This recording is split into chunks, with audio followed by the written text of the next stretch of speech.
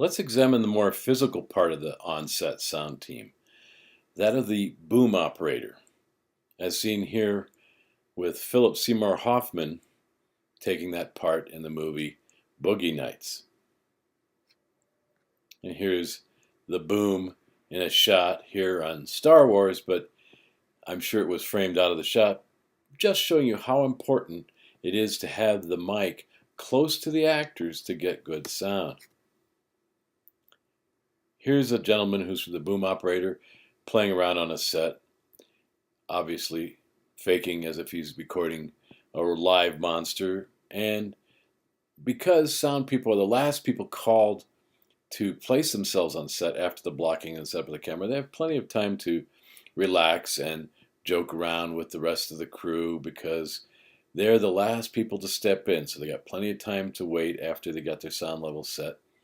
And after they do have that set, they have to know exactly the blocking of the people they're going to record. And we have here an AD telling our boom operator what the blocking is so that she can emerge from the iris and grab some good sound.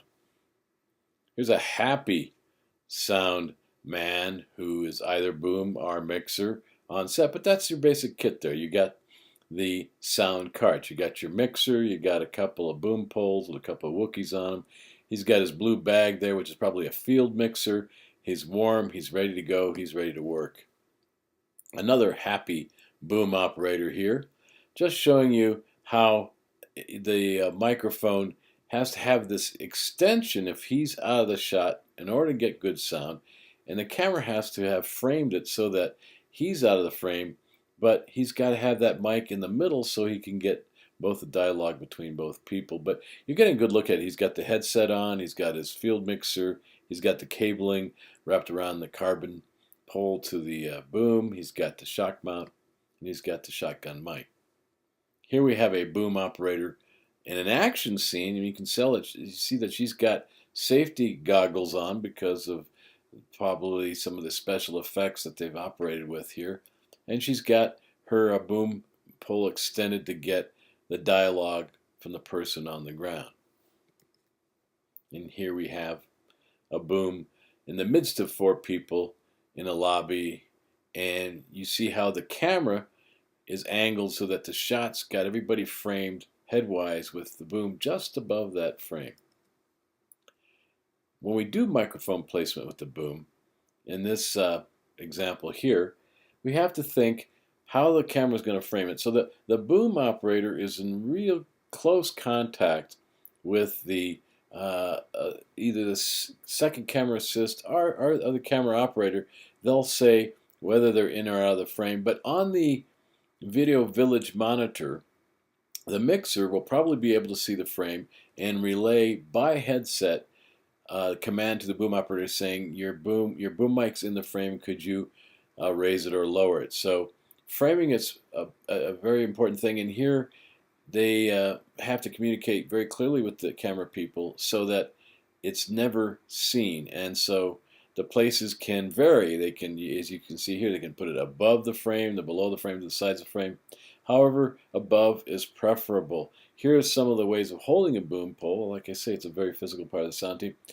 On the left, we have the crucifixion model of holding the boom pole. Not really recommended. It is if you're very tired after a long day, perhaps, but you don't have much mobility here to move that boom pole around to capture sound. It's restricted. It might relax you, but it's not very active and sensitive to where the sound is going to be.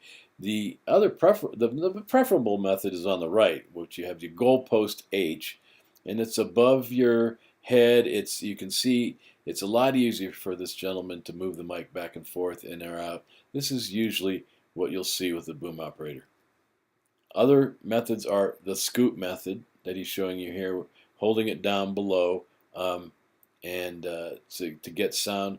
In cases where somehow you can't get it above your head because the confines are too tight and you're going to knock something off the mantelpiece, you might do this, but it's not usually recommended. We see here a gentleman doing what we call the lazy flagpole. I call it lazy, but it's a flagpole method of holding the boom pole, and he's got the mic angled at the interlocutors there on the field, and he really doesn't need to be doing it that way, but it's a way of holding the boom pole.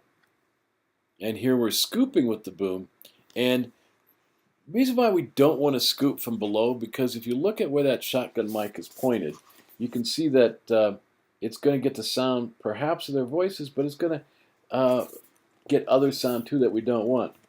There are a lot of objections to this. The biggest one is that the voice can sound muddy.